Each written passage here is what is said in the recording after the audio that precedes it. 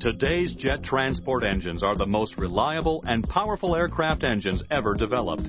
Over the past 40 years, technological improvements have increased the amount of thrust, improved fuel consumption, reduced noise, and reduced unwanted emissions. To accomplish these advances, internal engine pressure has been greatly increased on today's high-bypass turbofan engines. The reliability of the gas turbine engine has reached a level where severe engine failure is so unlikely that most pilots will never experience one in their flying career. However, modern turbine engines can still fail. And when they fail, whether with a loud bang and high vibration or just quietly decay to zero thrust, the pilot is expected to recognize the specific engine problem and then to take appropriate action. Over the last several years, data has indicated some pilots have attempted to diagnose aircraft malfunctions prior to establishing control of the aircraft. This has occurred despite the fact that all pilots are taught to fly the aircraft first. So why does the data indicate that they have not done this? One of the main reasons is the startle factor. Because of modern aircraft's high reliability, when a malfunction occurs, it is frequently the first time the flight crew is exposed to the true sensations of that malfunction. While simulators have greatly improved pilot training, they've not always realistically simulated the actual noise, vibration, and aerodynamic forces certain engine malfunctions cause. It also appears that the greater the physical sensations the pilot feels during the malfunction, the greater the startle factor. And the greater the likelihood the flight crew will try to diagnose the problem immediately instead of flying the aircraft first. When flight crews are interviewed after engine malfunction events, such as the surge of a large high-bypass engine during initial climb-out, they make very similar comments regarding the event. Pilots will often report that it felt like a bomb went off, or that the aircraft was falling apart. Each time an event occurred, the sound and the feel of the event were different, and often much more intense than indicated by any training the crews had received. Because of this, the flight crew either did not recognize the engine symptom or was so concerned about the engine that they responded without taking time to correctly evaluate the situation. In each case, additional time spent in stabilizing the airplane's flight path before responding to the engine symptom would have avoided a serious event. Remember, all transport category aircraft are designed and certified to be controllable with the most critical engine failed. Unlike early turboprops, turbofan-powered airplanes do not require immediate pilot action to the engine in the event of a single engine malfunction or failure. Once the flight path is stabilized, the engine malfunction may be safely identified and the appropriate checklists executed. Taking the time to stabilize the flight path may sometimes lead to further engine damage, but despite that, the airplane still has the capability of safe flight. Engines are tested during initial certification to demonstrate ruggedness following bird and ice ingestion. Even after a major failure, such as the loss of an entire fan blade, which is an extremely rare event, the engine shuts down safely and the airplane is still airworthy. Service history of fleet aircraft verifies that there are generally no engine failures requiring an instant engine shutdown in order to maintain airplane safety, and that continuing a takeoff after an engine failure at V1 is safer than rejecting the takeoff. So, the capability to recognize turbine engine malfunctions must be learned. But how? The objective of this video is to provide pilots with information to help them recognize and identify various engine malfunctions that have led to inappropriate crew responses and accidents in the past. These malfunctions include fire warnings, tailpipe fires, bird strikes, vibration, engine surge, severe engine damage, and slow power loss. In each case, the first priority is to employ the basic stick and rudder inputs necessary to maintain aerodynamic control of the aircraft. Remember, fly the airplane and then identify and respond to the engine malfunction when time permits. Fire warnings result from excessively high temperature in the space between the engine casings and cowling or from fire detection system malfunctions. The heat source may be an actual fire around the engine, an engine failure allowing core air to escape through a hole in the casings, or a leak of hot air from a bleed duct. Whenever a fire warning occurs, the first priority must be to fly the airplane. Once the airplane is stabilized, attention should then be directed toward execution of the appropriate checklist. Even if there is an actual fire, there is adequate isolation between the airplane structure and the nacelle to ensure sufficient time to establish and maintain airplane control to a safe altitude. Taking this time may cause further fire damage within the nacelle, but accident reports consistently show that flight path control must be focused on first, and it must remain a high priority until landing. Engine torching, or tailpipe fires, mostly occur during an abnormal engine start, but they may also occur after shutdown or during other ground operations. Although there may be no cockpit engine instrument indication, these events can be very spectacular when viewed from the ramp or cabin, and have been confused with an actual engine fire. The torching may be of short duration or it may last for several seconds. Note that the flame is confined to the tailpipe. Flames may turn upward and threaten the wing if no airflow is maintained through the engine, and in some cases, an EGT increase may be indicated on the flight deck. Simply cutting fuel flow while continuing to motor the engine normally extinguishes the flames. The flight crew depends on ground personnel to identify engine torching. If you are told of an engine fire without any flight deck indications of a fire, follow the engine torching procedure as outlined in your flight manual. This procedure will direct you to motor the engine and extinguish the flames. The regular fire procedure will not. Do not perform the engine fire procedure unless a fire warning indication occurs. Executing the regular fire procedure may disable bleed air to the engine starter and prevent you from being able to motor the engine to blow out the tailpipe fire. There have been cases where flight attendants or passengers have initiated evacuations due to engine torching. These unnecessary evacuations can be minimized by prompt flight deck and cabin crew coordination to provide passengers with pertinent information and to alleviate their concerns. Bird strike is a concern for every pilot. The birds may be observed by the flight crew, or the first indication of a bird ingestion may be an engine surge. Flocking birds are a particular concern since they can affect more than one engine. It may be difficult to see the birds and to know how many engines have ingested birds. V1, rotate. Birds. I check the birds. Come on, baby. Keep flying. Keep going now. Keep flying. Positive rate. Yeah.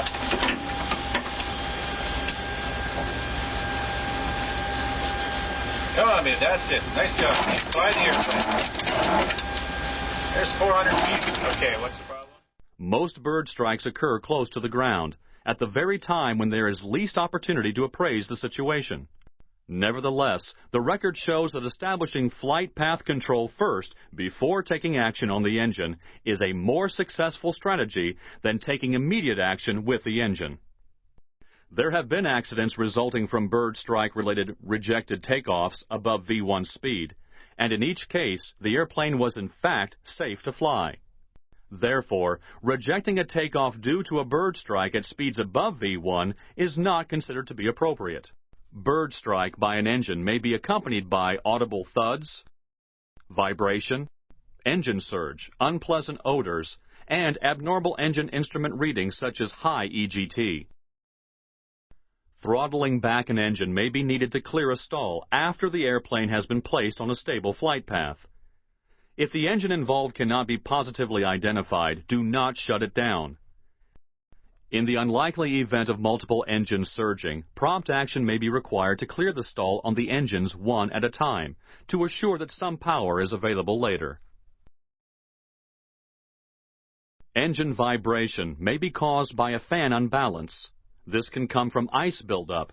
It may also come from the fan blade material loss or aerodynamic excitation from blade distortion due to foreign object damage. Vibration can also come from internal engine failure, such as a bearing failure. Cross-reference of all engine parameters will help to establish whether an engine failure actually exists. Engine-induced vibration felt on the flight deck may not be indicated on instruments. For some engine failures, severe vibration may be experienced after the engine has been shut down to the point where instruments are difficult to read. This vibration is caused by the unbalanced fan, windmilling at an engine speed close to an airframe's natural frequency, which amplifies the vibration. Changing airspeed and/or altitude will change the fan windmill speed, and an airplane's speed may be found where there will be much less vibration. There is no risk of an airplane structural failure due to vibratory engine loads during this windmilling action. From a flight crew member's perspective, one of the most startling events is the engine surge or stall on takeoff or during flight. An engine surge is, in the simplest terms, the breakdown of the airflow in a turbine engine. When the compressor blades stall, they are no longer able to force the air through the engine from front to rear. Now the high-pressure air in the middle of the engine can escape explosively from front and back simultaneously. Usually there are visible flames from both ends of the engine, accompanied with one or more very loud bangs. This violent airflow reversal will produce an instant loss of thrust and an immediate yaw that will literally spill most of the coffee from your cup. This yaw is accompanied by a vibration that cannot be duplicated in the simulator. Bird strikes, internal engine failures, engine pneumatic bleed malfunctions, or internal engine clearance changes can cause a surge. It is usually a problem in the compressor system and so is often referred to as a compressor surge or compressor stall. The magnitude of the symptoms, such as the loudness of the noise and the severity of the vibration, vary with the power setting and the type of instability in the compression system. Low altitude and high power settings produce the loudest bangs and the most violent yaw and vibration. High altitude surges are frequently associated with engine power changes during leveling off or when initiating an altitude change. High altitude surges generally result in a muffled noise, light vibration, and increasing EGT, and may require power reduction to clear the condition. Some surges allow the engine to recover with no flight crew action. Others recover after flight crew action to reduce power. The most severe surges are non-recoverable. When the engine recovers by itself, it is best to just fly the airplane and not interfere with the engine. Identification of a recoverable compressor surge or stall condition based on engine parameter fluctuations or changes alone can be difficult, due in part to the fact that the event is usually over in the blink of an eye. Generally, most flight crews identify the condition as an engine malfunction when the EGT exceeds its limits or the EGT gauge turns red. If EGT continues to rise following a surge, the thrust lever should be retarded to allow the engine to recover. Then, after the engine recovers, power should be reapplied slowly. If the engine does not stall again when the power lever is re-advanced, the power can be left high. If the engine stalls again with the reapplication of power lever input, the power setting may need to be left at a lower power or idle condition. Continue to fly the airplane to ensure the indications return to normal. If the engine does not recover or the EGT remains out of limits, then a shutdown of the engine may be the logical choice depending on the operational situation. Your flight manual and checklists identify the specific procedures to follow. Remember that an engine at idle still provides power for airplane systems and creates less drag than if shut down. There have been numerous occasions where a high-power compressor surge has occurred during the takeoff roll or initial climb-out, and the flight crew was notified by the tower that an engine was on fire. As a result, the flight crews accomplished the engine fire checklist and shut down the engine, even though there was no fire warning enunciated in the cockpit. The tower saw fire out the inlet and tailpipe, and their information regarding seeing flames outside the engine was correct, but an engine shutdown was not necessary since this was not actually an aircraft fire. While the likelihood of high-power engine surge is rare, the startle factor associated with loud bangs and airplane vibration has led to instances of inappropriate action such as rejecting the takeoff after the V1 speed, shutting down the wrong engine, improperly executing the failure climb profile. or failing to comply with established ground tracks to clear rising terrain. Only take action to address the surge after stabilizing the flight path. Recent interviews with pilots who have experienced high-power compressor surge malfunctions during takeoff and initial climb have revealed that they have initially thought that a bomb had exploded, or that they hit a truck, or had a mid-air collision. Remember, no matter how loud the bang, airplane control is always the first priority.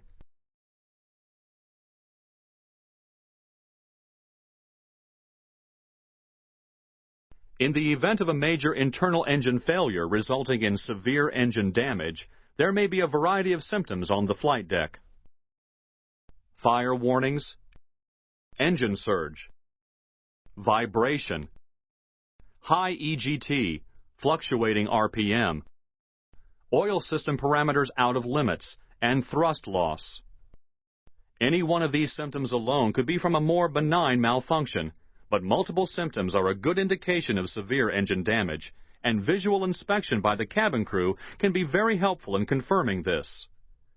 Visual symptoms may include flames, smoke, or visual damage to engine cowlings. It may not be possible to distinguish initially between an engine surge without damage and one accompanying severe damage.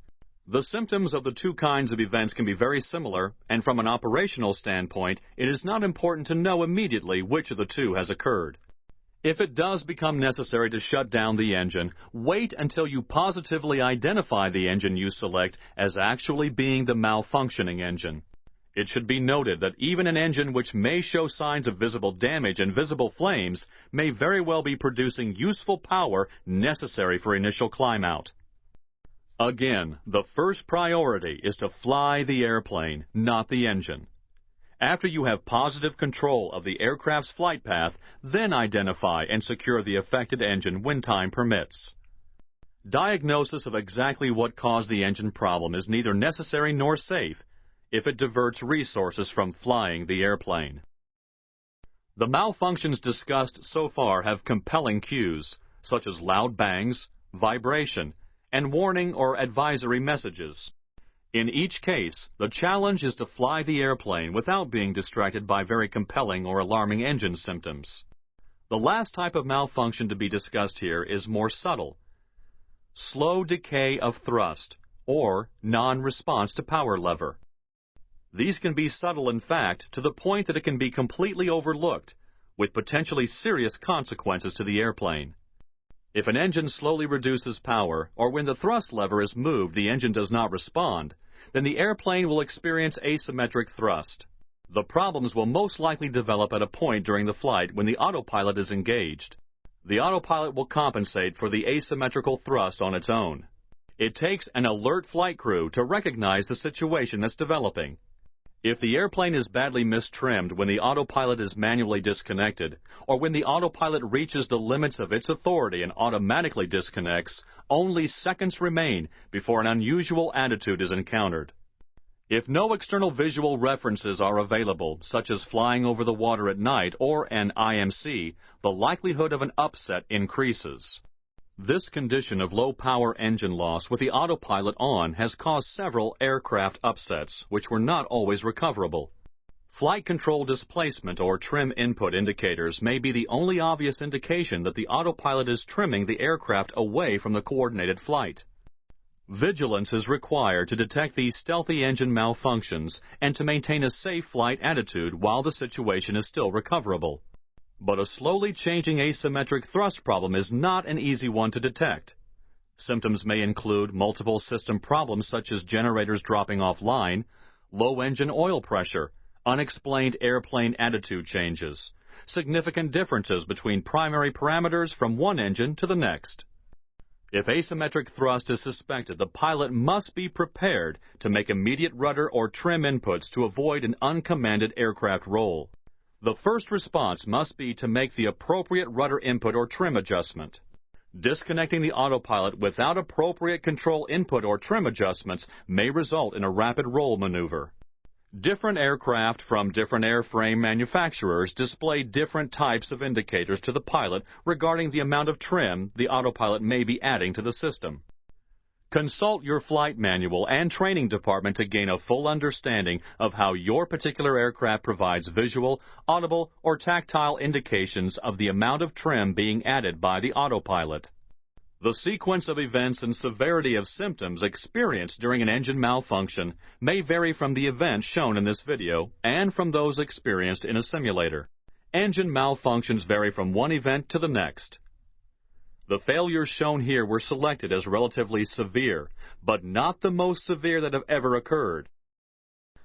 Simulation of failures may be limited by simulator capability, which may not permit realistic levels of noise and vibration symptoms. Industry is currently addressing these concerns to enhance the simulation realism for such failures. This video is intended to provide general information on the characteristics of some high bypass engine failures and malfunctions. It is not intended to be an in-depth study of all possible engine failure modes. Specific remedial action to be taken in the event of an engine failure is published in the Airplane Flight or Operating Manual.